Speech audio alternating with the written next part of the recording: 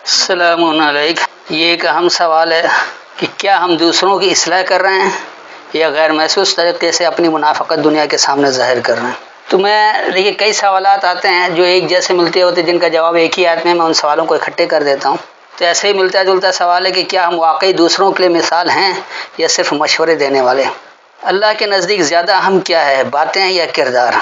تو یہ ہیں وہ سوالات، اور اس کے جوابات کے لیے ایک ہی آیت کافی ہوگی، اس لیے آپ کے سامنے ہم زیادہ بات نہیں کر رہے۔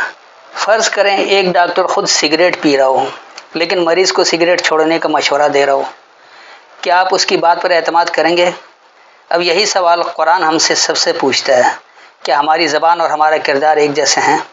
اس کو ہی سورہ صف کی آیت نمبر 2-3 میں کہا گیا کہ اے ایمان والو تم وہ بات کیوں کہتے ہو جو کرتے نہیں؟ اللہ کے نزدیک یہ بہت ناپسندیدہ ہے کہ تم وہ کہو جو کرتے نہیں۔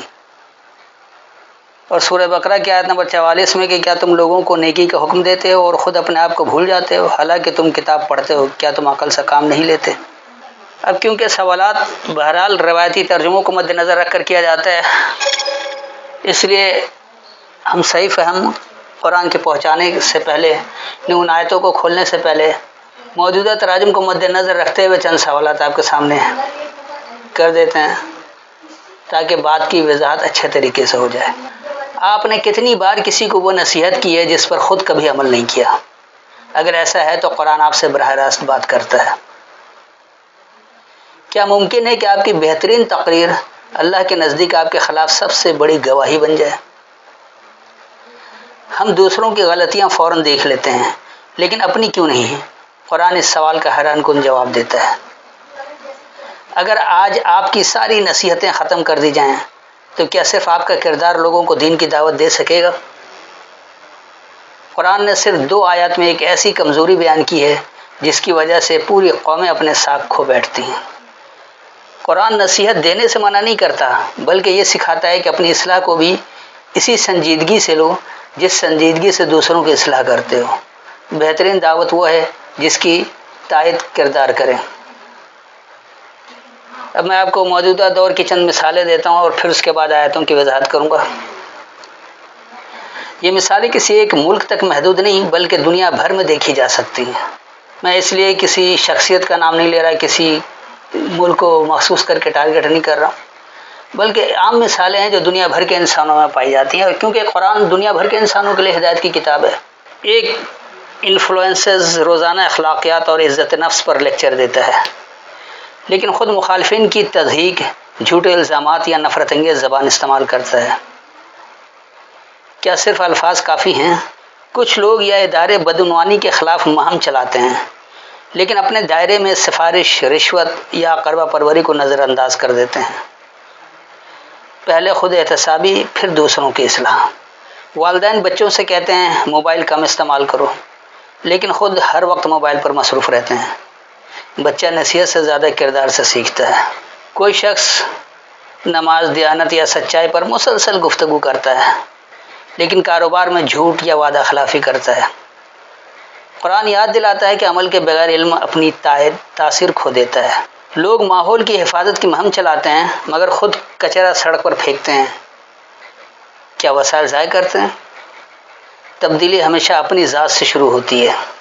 تو یہ ایک ایسی مثالیں ہیں جو آپ کو دنیا بھر میں نظر آئے گی، اور اس میں کوئی ایسی بات نہیں ہے جس کو سمجھنے میں دقت پیش ہو اور آپ یہ کہیں کہ یہ بات کہاں سے آ رہی ہے۔ شرط یہ ہے کہ آپ صرف قرآن سے ہدایت لینے کے لیے اس میں بغیر کسی غیر اللہ کے کلام کا شرک سے سمجھیں۔ افسوس اس بات کا ہے کہ ہمارے یہاں لوگ اللہ کے کلام میں شرک کرتے ہیں۔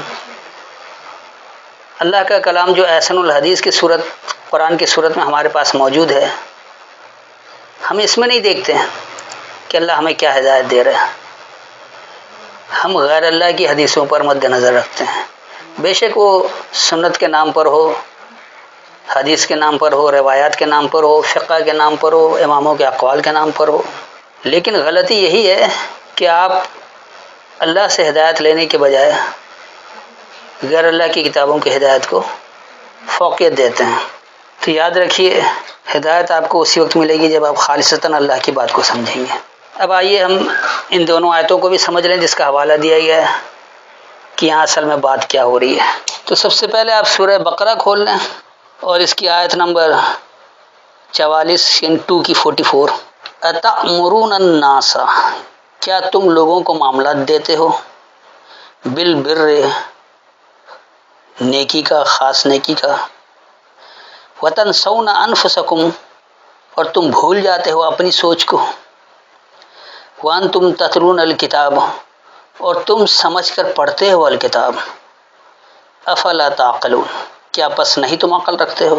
تو دیکھیے اللہ یہاں کس قدر وضاحت سے بات کر رہا ہے کہ ایسے لوگ جو لوگوں کو تو نیکی کا معاملہ دے رہے ہیں لیکن وہ اپنی سوچ کو، اپنی نفسیات کو بھلا دیتے ہیں۔ لوگوں کو نیکی کا بتا رہے کہ ایسا کرو اور خود عمل نہیں کرتے، جبکہ وہ الکتاب کو سمجھ کر پڑھتے بھی ہیں۔ چلو دوسرے تو کتابیں نہیں کھولتے، پڑھتے نہیں، اللہ کی ہدایت کو نہیں لیتے ہیں، لیکن تمہارا دعویٰ ہے کہ تم اللہ کی کتاب کو سمجھ کر پڑھتے ہو، اس کے باوجود تم لوگوں کو نیکی کا معاملہ دے کر اپنے آپ کو بھلا دیتے ہو۔ تو کیا پس تمہارے پاس عقل نہیں ہے؟ تو یہ سوچیں کہ کیا اللہ آپ کو چھوڑ دے گا؟ سیدھی سی بات ہے کہ آپ نے سمجھ کر پڑھا ہے تو پہلے آپ سے جواب طلبی ہوگی کہ آپ نے کیا سمجھا اور کیا عمل کیا۔ لیکن آج ہمارے افسوس کا مقام یہ ہے کہ جو لوگ رہنما بن جاتے ہیں، مبلغ بن جاتے ہیں، وہ یہی سمجھتے ہیں کہ بس ہمارا کام صرف لوگوں کو بتانا ہے، لوگوں کو نصیحت کرنا ہے، لوگوں کو حکم دینا ہے۔ خود کو بھول جاتے ہیں کہ ہمیں بھی وہی عمل کرنا ہے، ہمیں بھی تو اللہ کی فرما برداری اختیار کرنی ہے۔ کیوں آپ نے اللہ کی آیتوں کو مد نظر نہیں رکھا؟ اب اسی طرح آپ آئیے سورہ الصف اور اس کی آیت نمبر 2 اور 3 یعنی 61 کی 2 اور 3۔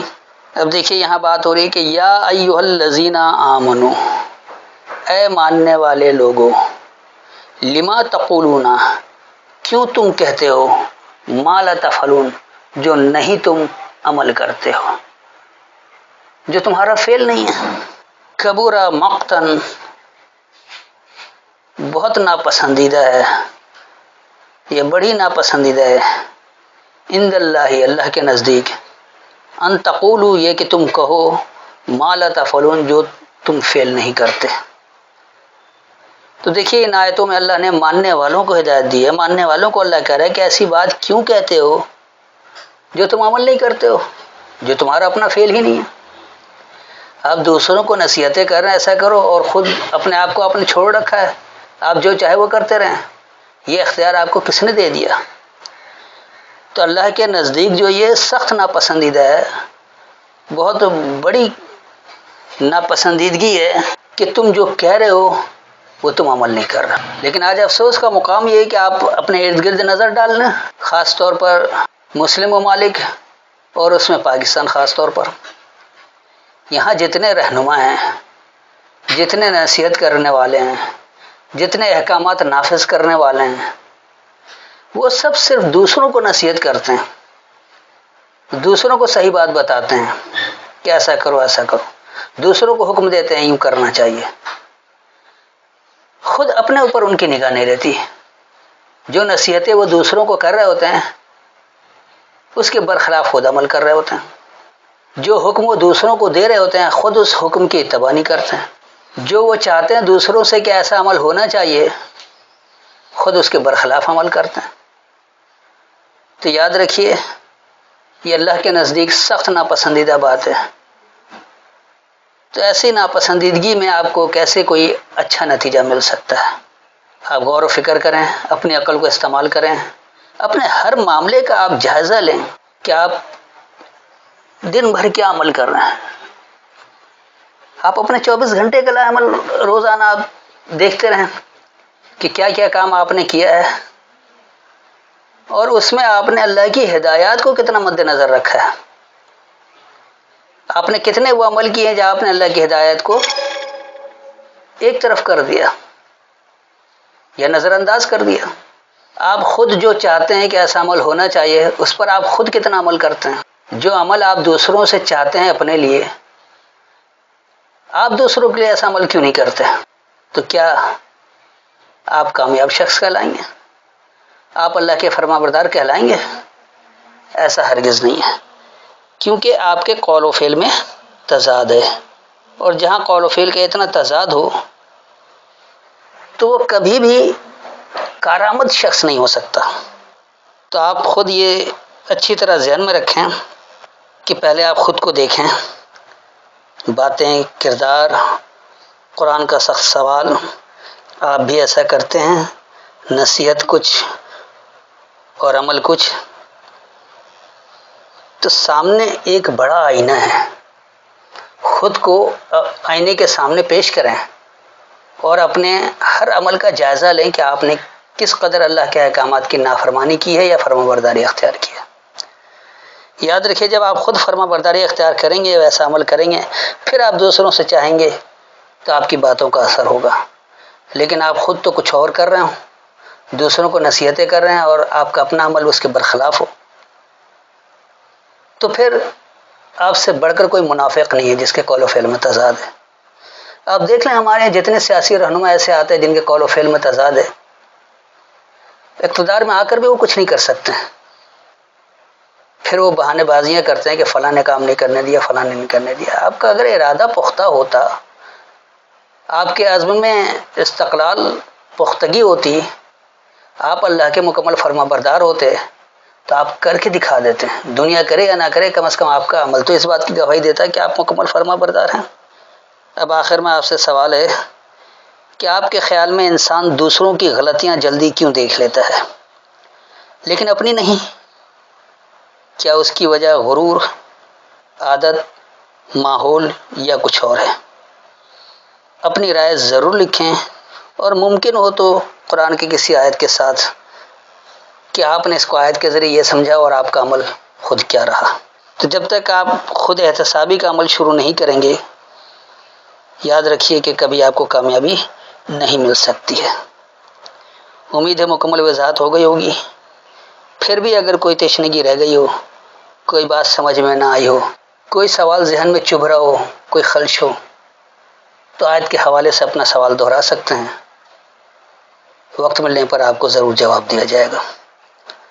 السلام علیکم۔